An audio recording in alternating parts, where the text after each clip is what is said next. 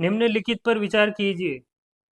First है जननांकीय निष्पादन, second है वन और पारिस्थितिकी, थर्ड है शासन सुधार, फोर है स्थिर सरकार, फाइव है कर एवं राजकोषीय प्रयास। समस्त कर अवक्रमण के लिए 15वें वित्त आयोग ने उपयुक्त में से कितने को जनसंख्या, क्षेत्रफल और आय के अंतर के अलावा निकष के रूप में प्रयुक्त किया है? ए ऑप्शन है केवल 2 सही है, बी ऑप्शन है केवल 3 सही है, सी ऑप्शन है केवल 4 सही है और डी ऑप्शन है सभी 5 सही है। इसको इंग्लिश में देखते हैं। 15वें वित्त आयोग के अनुसार हॉरिजेंटल टैक्स डिवोल्यूशन में कौन कौन से क्राइटेरिया को शामिल किया जाता है? पॉपुलेशन, एरिया और इनकम डिस्टेंस के अलावा ये इंग्लिश में दे रखे demographic performance, forest and ecology, governance reform, stable government, tax and physical efforts. वित्त आयोग एक संवैधानिक निकाय है जिसका गठन राष्ट्रपति द्वारा हर 5 साल में केंद्र राज्य राजकोषीय संबंधों पर सिफारिश करने के लिए किया जाता है। आर्टिकल 280 के अनुसार राष्ट्रपति द्वारा हर 5 साल बाद वित्त आयोग का गठन किया जाता है। 16वें वित्त आयोग के अध्यक्ष हैं अरविंद पनगड़िया। 16वें वित्त आयोग की रिपोर्ट 2026-27 से 2030-31 के बीच की 5 साल की अवधि के लिए 1 फरवरी 2026 को संसद में पेश किया गया। 16वें वित्त आयोग की रिपोर्ट 2026-27 से 2030-31 की अवधि के लिए मान्य होगी। इसे 1 फरवरी 2026 को संसद में प्रस्तुत किया गया है। केंद्रीय करों में राज्य की हिस्सेदारी। केंद्रीय करों के विभाज्य पूल में राज्यों की हिस्सेदारी 41% पर अनुशंसित की गई है। यह 15वें वित्त आयोग द्वारा अनुशंसित हिस्सेदारी के समान है। 15वें वित्त आयोग में केंद्रीय करों में राज्य की हिस्सेदारी थी 41% और 16वें वित्त आयोग में भी केंद्रीय करों में राज्य की हिस्सेदारी 41%। तो ये याद रखना है, दोनों में समान है। केंद्रीय करों में राज्यों का हिस्सा है 41%, 15वें वित्त आयोग में और 16वें वित्त आयोग में भी समान बना हुआ है। केंद्रीय करों का राज्यों के बीच क्षेत्रीय वितरण में कौन कौन से मापदंड अपनाए गए और कौन से मापदंडों में बदलाव हुआ है, इसको देखते हैं। 15वां वित्त आयोग जिसकी रिपोर्ट 2021 से 2026 तक के लिए मान्य है, जबकि 16वें वित्त आयोग की रिपोर्ट 2026 से 2031 के लिए मान्य है। 15वें वित्त आयोग में भी 6 मापदंड थे और 16वें वित्त आयोग में भी 6 मापदंड है, लेकिन इन मापदंडों में कुछ परिवर्तन हुआ है। जैसे 15वें वित्त आयोग में आय की दूरी में 45% हिस्सेदारी थी इसकी, जबकि 16वें वित्त आयोग में 42.5% हिस्सेदारी है, मतलब 2.5% की हिस्सेदारी कम हुई है। तो याद रखना आय की दूरी 16वें वित्त आयोग में 42.5% है। जनसंख्या 2011 के अनुसार 15% की हिस्सेदारी थी, जो बढ़कर 16वें वित्त आयोग में 17.5% हो गई है। जनसांख्यिकी प्रदर्शन। जनसांख्यिकी प्रदर्शन का योगदान 15वें वित्त आयोग में 12.5% था, जिसमें 2.5% की कमी हो गई और 16वें वित्त आयोग में जनसांख्यिकी प्रदर्शन का 10% का योगदान है। क्षेत्रफल का योगदान पहले 15% था, जबकि 16वें वित्त आयोग में यह केवल 10% रह गया है। वन और पारिस्थितिकी का योगदान समान बना हुआ है, पहले भी 10% था और अभी भी 10% बना हुआ है। कर और राजकोषीय प्रयास, जो कि पहले 2.5% था, लेकिन अब इसका योगदान शून्य कर दिया गया, मतलब इस मापदंड को नहीं रखा गया। और 16वें वित्त आयोग में एक नया मापदंड जोड़ा गया है, सकल घरेलू उत्पाद में योगदान, जो कि 15वें वित्त आयोग में नहीं था, लेकिन 16वें वित्त आयोग में सकल घरेलू उत्पाद में योगदान का 10% हिस्सेदारी रखी गई। तो याद रखना है, 16वें वित्त आयोग में शामिल है आय की दूरी, जनसंख्या, जनसांख्यिकी प्रदर्शन, क्षेत्रफल, वन और सकल घरेलू उत्पादन में राज्य का योगदान। कर और राजकोषीय प्रयास को 16वें वित्त आयोग में नहीं रखा है, जबकि 15वें वित्त आयोग में था। इनकम डिस्टेंस अभी भी बना हुआ है 42.5%, population 17.5%, demographic performance 10%, area 10%, forest 10% और टैक्स एंड फिजिकल इफर्ट्स जो 2.5% था, इसको समाप्त कर दिया है। जबकि कंट्रीब्यूशन टू जीडीपी नया मापदंड जोड़ा गया है, जिसमें 10% का योगदान है। लेकिन क्वेश्चन में 15वें वित्त आयोग का पूछा है, नए क्वेश्चन में 16वें वित्त आयोग का भी पूछ सकते हैं। 15वें वित्त आयोग में डेमोग्राफिक परफॉर्मेंस को रखा गया है, फॉरेस्ट एंड इकोलॉजी को भी रखा गया है और टैक्स एंड फिजिकल इफर्ट्स को भी रखा गया है। 15वें वित्त आयोग के अनुसार तो इसका आंसर होगा ओनली 3 सही है।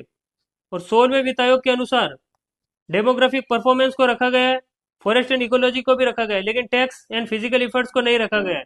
तो 16वें वित्त आयोग के अनुसार तो इसका आंसर होगा ओनली सेकंड सही होगा, ओनली 2 सही है, मतलब फर्स्ट आंसर होगा। और 15वें वित्त आयोग के अनुसार ओनली 3 सही होगा, तो इसका आंसर होगा बी, ओनली 3 सही है 15वें वित्त आयोग के अनुसार। 15वें वित्त आयोग के अनुसार इसका आंसर होगा जननांकीय निष्पादन, वन और पारिस्थितिकी और कर एवं राजकोषीय प्रयास, शासन सुधार और स्थिर सरकार को नहीं रखा गया है। तो 15वें वित्त आयोग के अनुसार इसका आंसर होगा केवल 3, मतलब बी आंसर होगा।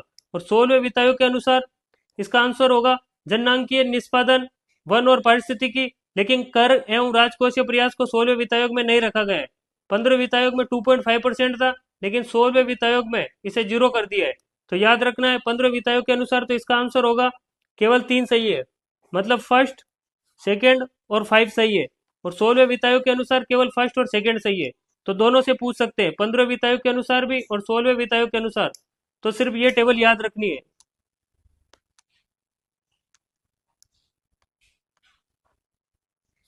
ये टेबल याद रखनी है। 15वें वित्त आयोग की अवधि 2021 से 2026 के बीच में थी, 16वें वित्त आयोग की अवधि 2026 से 31 के बीच में है।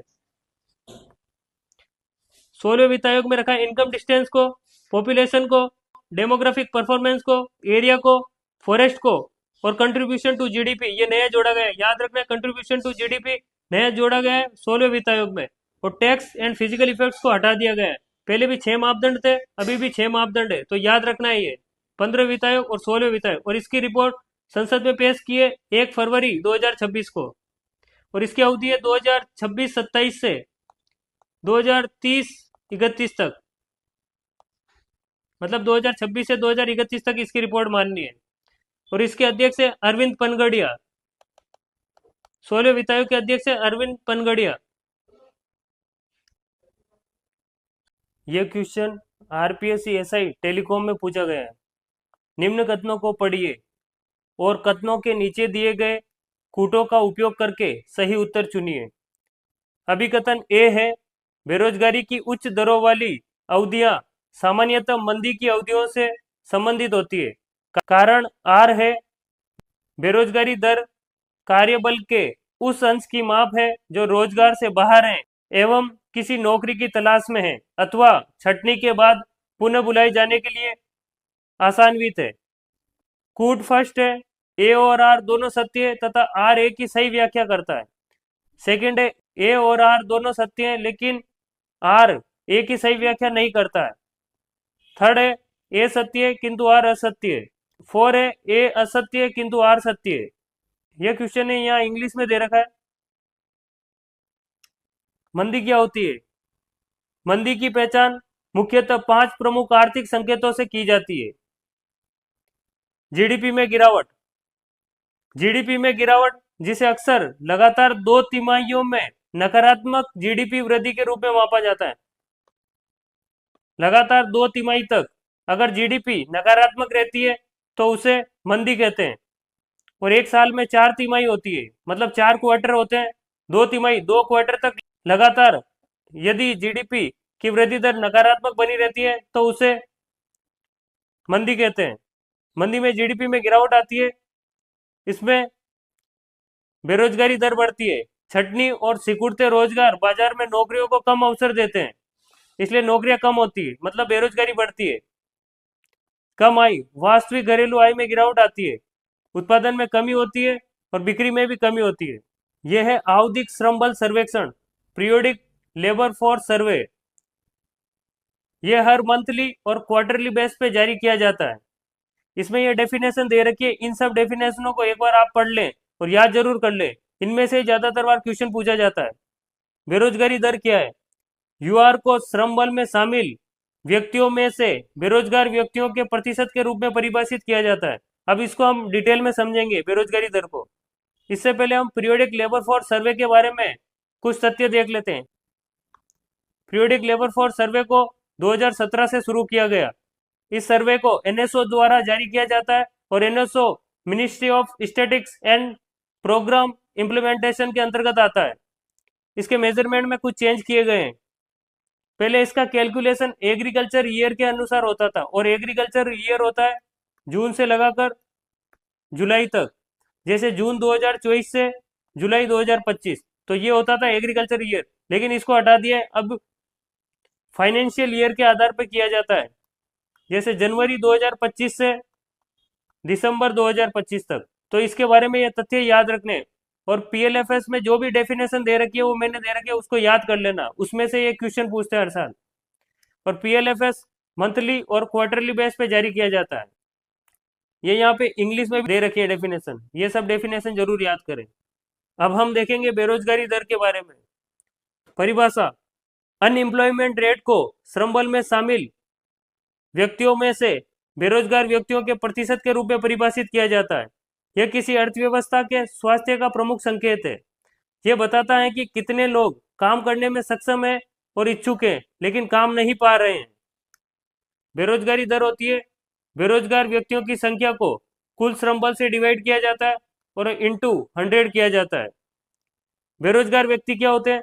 वे लोग जिनके पास नौकरी नहीं है लेकिन वे काम करने के इच्छुक हैं और सक्रिय रूप से काम की तलाश कर रहे हैं, उन्हें बोलते हैं बेरोजगार व्यक्ति। कुल श्रम बल क्या होता है? लेबर फोर्स क्या होता है? इसमें काम करने वाले और काम की तलाश करने वाले दोनों तरह के लोग शामिल होते हैं। तो याद रखना, बेरोजगार व्यक्ति तो वो है जो काम के इच्छुक हैं और सक्रिय रूप से काम की तलाश कर रहे हैं। और अगर कोई व्यक्ति काम की तलाश नहीं कर रहा है और इच्छुक नहीं है तो वो बेरोजगार नहीं माना जाएगा। जो व्यक्ति काम करने के इच्छुक है और सक्रिय रूप से काम की तलाश कर रहे हैं उन्हें बेरोजगार व्यक्ति माना गया है। ये बेरोजगार व्यक्तियों की संख्या को कुल श्रम बल से डिवाइड किया जाता है। कुल श्रम बल है, इसमें काम करने वाले और काम की तलाश करने वाले दोनों तरह के लोग शामिल होते हैं। जैसे बेरोजगार व्यक्ति हुए 40, तो कुल श्रम बल में 40 तो बेरोजगार व्यक्ति और उसके अलावा जो काम करे, माना कि 20 लोग काम कर रहे हैं और 40 बेरोजगार हैं, तो कुल श्रम बल में 60 आएगा और बेरोजगार व्यक्तियों की संख्या 40 आएगी। ऐसे इसका कैलकुलेशन किया जाता है। अब हम क्वेश्चन देखते हैं। कथन ए है, बेरोजगारी की उच्च दरों वाली अवधियां सामान्यतः मंदी की अवधियों से संबंधित होती है। तो हमने देखा है कि मंदी होती है तो बेरोजगारी की उच्च दर होती है, तो ये फर्स्ट तो सही है।